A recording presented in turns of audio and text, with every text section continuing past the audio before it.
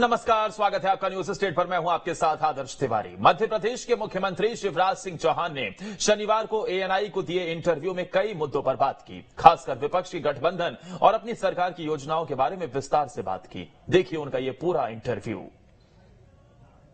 4 term chief minister, ये आपने अपने कार्यकाल में इतने सारे रिकॉर्ड तोड़े हैं, तो इन 4 टर्म्स के बारे में हमें कुछ बताइए। Do you feel it's a task well done, half done, complete? कैसे लगता है आपको? देखिए, जब मैं पहली बार मुख्यमंत्री बना तो मुझे पता ही नहीं था कि मैं मुख्यमंत्री बनने वाला हूं। पार्टी ने तय किया और मुझे सूचित किया, लेकिन बचपन से मेरा स्वभाव ये रहा है कि जो काम मिल जाए उसको पूरी मेहनत और ईमानदारी से करते चलो। मेरी प्रायोरिटी थी पहले टर्म में, मध्य प्रदेश की बुरी हालत थी, गड्ढों में सड़कों को ढूंढना पड़ता था। यहाँ गड्ढों में सड़कों को ढूंढना पड़ता था क्योंकि 2003 तक आप पता कर लीजिएगा, ना सड़कें थी, टूटी फूटी केवल लगभग 70,000 किलोमीटर सड़कें थी। हमने टास्क लिया क्योंकि सड़कें समृद्धि की वाहिनी है। बिजलियां होती नहीं थी, 2-3 घंटे आती थी केवल, आती कम थी, जाती ज्यादा थी। और पानी के बारे में तो सिंचाई, इरिगेशन, इसके बारे में कभी सोचे नहीं गया। पहले कुछ डैम्स बने राजा नवाबों के टाइम में, कुछ अंग्रेजों ने थोड़े बहुत बनाए, कांग्रेस के टाइम में भी थोड़ा बहुत काम हुआ, लेकिन प्रायोरिटी नहीं थी। तो मैंने इसको एक टास्क के रूप में लिया कि प्रदेश को अगर विकास के पथ पर ले जाना है और जनता के जिंदगी में कठिनाइयां दूर करके सुविधाएं देना है तो पहले बिजली, पानी, सड़क, इसकी जरूरत होती है। तो आप देखेंगे पहले टर्म में दत्तचित्त होके मैं बिजली, पानी, सड़क के ले लें।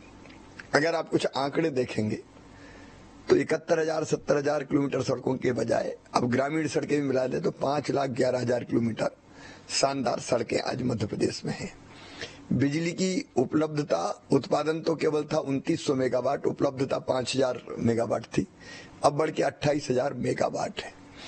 और इरिगेटेड लैंड मध्य प्रदेश में पुराने समय में कांग्रेस, राजा, नवाब, अंग्रेज सबकी मिला के थी 7.5 लाख हेक्टर, आज 47 लाख हेक्टर हो गई है और 65 लाख की तरफ हम बढ़ रहे हैं। अगर आप पर कैपिटा इनकम देखें तो 11,000 रुपया हुआ करती थी, अभी 2 दिन पहले भारत सरकार के आंकड़े आए, अब 1,40,000 रुपया है। जीएसडीपी का साइज देखें तो केवल था 71,000 करोड़ रुपया, आज हम 15 लाख करोड़ को छू रहे हैं।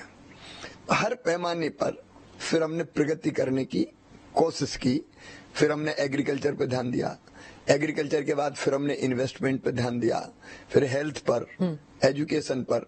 तो कुल मिला के जब हम आए थे तो स्थिति बहुत खराब थी प्रदेश की, लेकिन आज हम काफी बेहतर स्थिति में हैं। और इसलिए जब बने तो पता नहीं था कि बनना है, लेकिन पार्टी ने और जनता ने आशीर्वाद दिया तो फिर काम करने में जुट गए। शिवराज जी, पिछली बार जब मैं आपको इंटरव्यू करने आई थी तब आपका इमेज कुछ और था। उस वक्त आप एक सहज सरल से मामा जी थे और फिर उसके बाद थोड़ा बहुत बदलाव आया आपके टर्म में, अब आप बुलडोजर मामा कहलाते हैं। तो ये एक और आपने ये भी कहा कि आरोपियों को आप 10 फीट गड्ढे में गाड़ने की बात करते हैं, तो वो वाला सरल वो वाले मामा जी और इस वाले मामा जी में क्या फर्क है, क्यों हुआ? मैं जैसा था वैसे ही हूं। देखिए,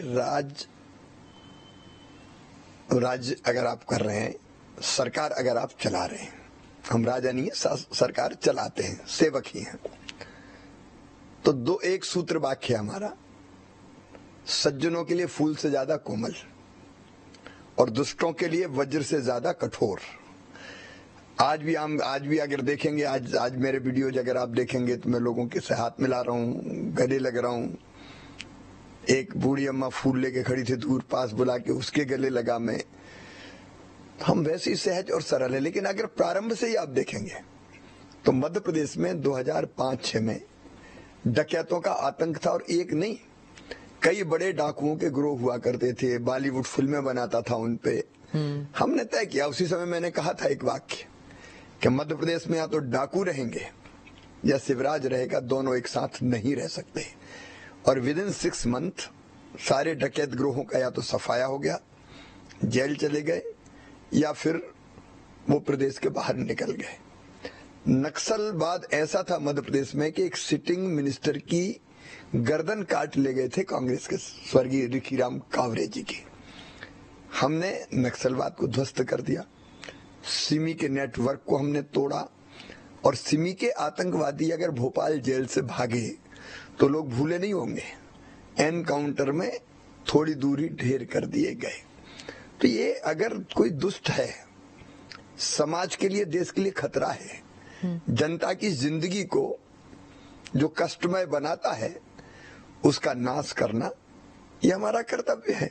पर जब बुलडोजर चलता है तो आरोप ये है कि अवैध तरीके से होता है, ये बिना कानून के, मतलब उनके लोगों के जो आरोपी हैं उनके घरों को ध्वस्त कर दिया जाता है। देखिए, इसमें कोई भी इलीगल काम हमने नहीं किया। जहां गड़बड़ दिखी, देखिए ऐसे लोग, अब मैं बड़े व्यथित मन से कह रहा हूं कि समाज में ऐसी घटनाएं होती है जो दिल को पीड़ा से भर देती है। बेटी के साथ दुराचार किया, जेल चले गए, जेल से छूट के आए, फिर तो दूसरी बार भी ऐसे लोग भी हैं। हमको लगा कि ऐसे टेढ़े लोगों को ठीक करने के लिए कुछ और एक्स्ट्राऑर्डिनरी कदम उठाने जरूरी है। और 15 महीने में फिर क्या हुआ जब ज्योतिरादित्य सिंधिया? हमने थोड़ी कुछ किया। कमलनाथ जी के राज में हाहाकार मच गया, बल्लभ भवन दलालों का अड्डा बन गया। बल्लभ भवन मीन्स मेरा सेक्रेटरिएट। चारों तरफ लूट का आलम था। अब उस समय जो छापे पड़े तो आपको ध्यान में 280 करोड़ रुपए अगल बगल के लोगों से ही निकले। हालत ये हो गई थी कि बिना लिए दिए कुछ होता ही नहीं था। हमारी सारी योजनाएं बंद कर दी। मैं आपको उदाहरण देता हूं, मैं बच्चों को लैपटॉप के लिए 25,000 रुपए देता था, जो अच्छे नंबर लाते थे 12th में, लैपटॉप देना बंद कर दिया। गरीब बहन बेटा बेटी को जन्म देती थी तो जन्म के पहले 4,000 और जन्म के बाद 12,000 हम देते थे, ताकि वो थोड़ा रेस्ट कर सके और अच्छा खाए पिए। पोषण के लिए। वो भी कमलनाथ जी ने बंद कर दिए।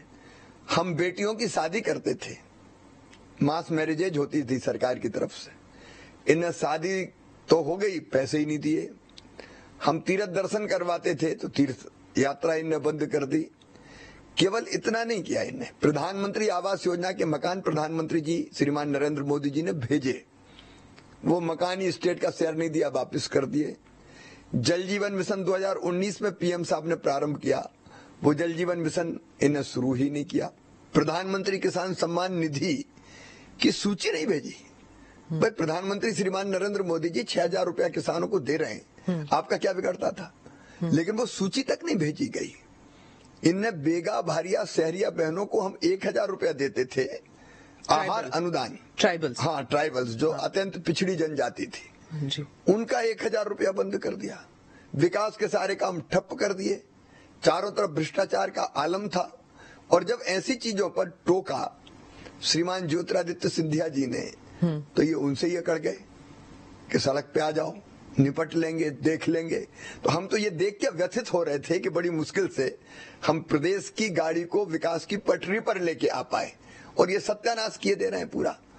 लेकिन आपने अपने लोगों को भी हर्ट किया।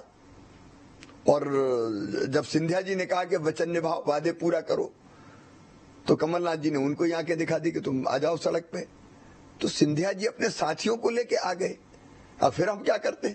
एक तरफ इतनी निकम्मी और नाकारा भ्रष्ट सरकार, दूसरी तरफ कांग्रेस पार्टी टूट के खुद ये फैसला कर रही है कि हमको सरकार में नहीं रहना। तब प्रदेश के हित में हमने सरकार बनाई। विमेन्स एम्पावरमेंट और लाडली स्कीम, इसके बारे में कुछ बताइए हमें। देखिए, महिला सशक्तिकरण मेरे लिए नारा नहीं है। बचपन से जो तकलीफ मैंने बेटियों और बहनों की जिंदगी में देखी, उन तकलीफों को दूर करने का प्रयास है। मैंने स्मिता जी बचपन में देखा था अपने गांव में कि बेटा जन्म लेता था तो खुशियां मनाई जाती थी, बधाई गाओ, लड्डू बांटो, हवाई फायर करो, ढोल बजाओ। और बेटी अगर पैदा हो गई तो माँ का चेहरा ही उतर जाता था, जैसे बेटी नहीं हो गई हो, आफत हो गई हो। मैंने ऐसी चीजें भी सुनी है कि कई बार दिल कांप जाता है ये तक होता था कि बेटी अगर पैदा हुई तो पैदा होते ही तंबाकू या दबा दो तो मर जाए। अब इसका परिणाम ही, और जैसे विज्ञान ने प्रगति की और ये पता चलने लगा कि कोख में जो पल रहा है वो बेटा है कि बेटी है, बेटी है तो कोई कत्ल खाना बना दो। सेक्स रेशियो की हालत यहाँ ये हो गई थी कि 1000 बेटों पे केवल 912 बेटियां पैदा हो रही थी। ये देख के मेरे मन में इतनी पीड़ा होती थी, मैं बयान नहीं कर सकता, मैं कुछ नहीं था उस समय, लेकिन मैं सोचता था कि हे भगवान, ये भेदभाव क्यों? बेटा बेटी एक ही माँ की कोख में पलते हैं और जन्मते हैं, उनमें भेद क्यों होता है? तो मन में तब से पीड़ा होती थी कि ये भेद मिटना चाहिए। मैंने ऐसे दृश्य देखे हैं कि पति पत्नी का झगड़ा हुआ, मेरे घर के सामने एक घर था, तो पति उठाता था डंडा और पत्नी को मारता था, वो रोती हुई दौड़ती हुई हमारे घर में घुस जाती थी। तब ये हालत थी महिला की। तो तब मेरा मन कहता था कुछ होना चाहिए, ये स्त्री पुरुष की समानता क्यों नहीं, स्त्री आखिर क्यों इतना अन्याय सहन करे। मैंने वो दृश्य देखे स्मिता जी कि बेटा बेटी को जन्म देने के 2 दिन पहले तक मजदूर बहन काम करती थी खेतों में, और बेटा बेटी को जन्म देने के बाद 8 दिन का बच्चा नहीं होता था, उसको घर पे छोड़ के खेत की मेड़ पे रख के दिन भर मजदूरी करती थी, ढंग से दूध तक नहीं पिला पाती थी। तब मेरा मन करता था कि ये भेदभाव खत्म कैसे होगा। और जब मैं कुछ भी नहीं था तब भी मेरे मन में ये भाव था, और इसलिए मुझे जहां मौका मिलता था, मैं एक छोटी सी सामूहिक विवाह का कार्यक्रम था, तो मैं वक्ता अच्छा था तो बोलने का मुझे मौका मिल गया। मुख्य अतिथि के आने में देर थी तो बोले इस लड़के को खड़ा कर दो। मैंने वहां कहा कि बेटा बेटी दोनों को बराबर मानो। तो एक बूढ़ी अम्मा खड़ी हो गई, बड़ी बात कर रहा है, बेटा बेटी को बराबर मानो, बेटी अगर बड़ी हो गई तो शादी में दहेज का इंतजाम क्या तू करवाएगा? तो मुझे लगा कि हे भगवान, ये भाषण से नहीं होगा, कुछ करना पड़ेगा। और इसलिए जब मैं पहली बार एमएलए बना, मैंने बेटियों की शादी करना शुरू की अपने मित्रों के साथ मिलकर कि शादी होनी चाहिए ताकि बेटी की शादी बोझ ना हो। फिर मैंने जैसे ही चीफ मिनिस्टर बना, सबसे पहली योजना मैंने यही बनाई, मुख्यमंत्री कन्यादान योजना, कि बेटी की शादी में आप कर्जा नहीं लोगे, बेटियों की शादी सरकार करेगी, शादी बोझ नहीं होगी। मेरी योजना मैंने बनाई लाडली लक्ष्मी। लाडली लक्ष्मी, मेरे मन में यह भाव आया कि बेटी को जब तक बोझ मानेंगे लोग पैदा नहीं होने देंगे, और इसलिए बेटी लखपति पैदा हो, ये मेरे मन में भाव आया। मैंने अपने अफसर बुलाए और उनसे कहा कि ऐसी योजना बनाना है कि बेटी लखपति पैदा हो। तो पहले तो वो हंसने लगे, उनको लगा कि नया मुख्यमंत्री बनाए तो जोश है तो 2-4 दिन कहेगा फिर चुप हो जाएगा। लेकिन मैंने कहा कि मैं बनाऊंगा, मध्य प्रदेश में अब जो बेटी पैदा होगी वो लखपति ही होगी। और हमने तय किया कि 30,000 रुपए के बचत पत्र बिटिया के जन्म के साथ ही खरीद के उसके माता पिता के हाथ में दे देंगे। उसको मैंने पढ़ाई से जोड़ा, 5वीं पास करके 6वीं में जाए तो 2,000, 8वीं से 9वीं में जाए तो 4,000, 11वीं में 6,000, 12वीं में 6,000, कॉलेज में एडमिशन ले तो 12,500, पास करे तो फिर 12,500, ताकि बेटियों को पढ़ाएं भी कॉलेज तक लोग, और 21 साल की हो जाए तो 1 लाख। आज लगभग 40 लाख लाडली लक्ष्मी बेटी मध्य प्रदेश की धरती पर हैं, जिन बेटियों को मैंने गोद में लेके वो दिए थे स्वीकृति पत्र, आज वो कॉलेज में पहुंच के जब मुझसे कहती मामा, तो मेरा रोम रोम पुलकित हो जाता है और मुझको लगता है कि मेरा जीवन सफल हो रहा है। इसलिए मैं कह रहा हूं कि इसका इम्पैक्ट ये हुआ कि 912 नहीं, अब 1000 बेटों पे 956 बेटियां पैदा हो रही है। लेकिन मैं यही नहीं रुका, मध्य प्रदेश पहला राज्य था जिसने योजना बनाई 50% रिजर्वेशन स्थानीय निकाय के चुनाव में बहनों को नहीं लड़ने नहीं देते थे चुनाव। वो मेयर नहीं बन सकती, वो सरपंच नहीं बन सकती, पुलिस में भी। हाँ, उसके बाद पुलिस में हमने 30% का इतना विरोध किया। पुरुष जो अफसर थे हमारे, अरे सर कबाड़ा हो जाएगा, फोर्स का सब सत्यानाश हो जाएगा। मैंने कहा कि किसी भी कीमत पर 30% बेटियां पुलिस में आएंगी ही, क्योंकि मैं जानता था थाने में अगर अन्याय की शिकार कोई बहन गई और पुलिसकर्मी मिल जाए तो क्या वो अपनी मन की बात कह सकती है क्या? जी।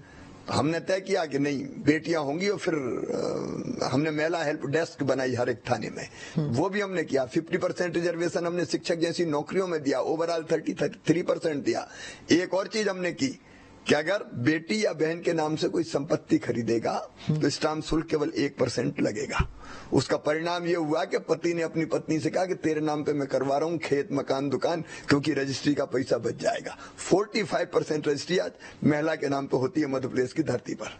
लेकिन एक लाडली बहना, मैं, क्योंकि ये मेरे लिए बहुत इमोशनल विषय है, गरीब या निम्न मध्यम वर्गीय बहन 1,000 रुपए की भी जरूरत पड़ जाए, बेटा बेटी आके गोद में बैठ गया, माँ किताब दिला दे, माँ मेरी फ्राक फट गई, फ्राक दिला दे, मांगना पड़ता है। फिर माँ की इच्छा होती कि दिलाऊं, लेकिन मांगने जाती पैसा नहीं मिलते तो माँ के दिल पे क्या गुजरती। आइसक्रीम खिला दे माँ, बीमार हो गया तो 100 रुपए की दवाई लाना है दिला दे माँ, या माई के गई तो भाई के बेटा बेटी उनका बुआ क्या लेके आई। अब मजबूर सी लगती थी उस समय मुझे, और वो बहनों की तकलीफ में पास से देखता था। और इसलिए मैंने तय किया कि देखिए आधी आबादी है ये, क्या धरती के संसाधनों पर इसका कोई हक नहीं है? क्या स्त्री और पुरुष समान नहीं होना चाहिए? क्या आर्थिक रूप से बहनें बंधुआ होना चाहिए? और इसलिए मुझे लगा कि इनका हक है, और इसलिए हमने तय किया कि 1000 रुपया महीना देंगे, जिसको बढ़ाते हुए मैं 3000 तक ले जाऊंगा। ये मुख्यमंत्री लाडली बहना योजना मेरे अंतरात्मा से निकली है, और मैं जानता हूं कि इसके कारण बहनों की तकलीफें कितनी कम हुई है, कितनी दूर हुई है। आपने कई सारे स्कीम्स के बारे में हमें बताया, तो इसमें आप जैसे कांग्रेस की सरकार कहती है कि 2023 तक जब वो आएंगे, अगर वो इस प्रदेश में वापस आएंगे तो वो 500 रुपए सिलेंडर, कर्जा माफी, पावर फ्री पावर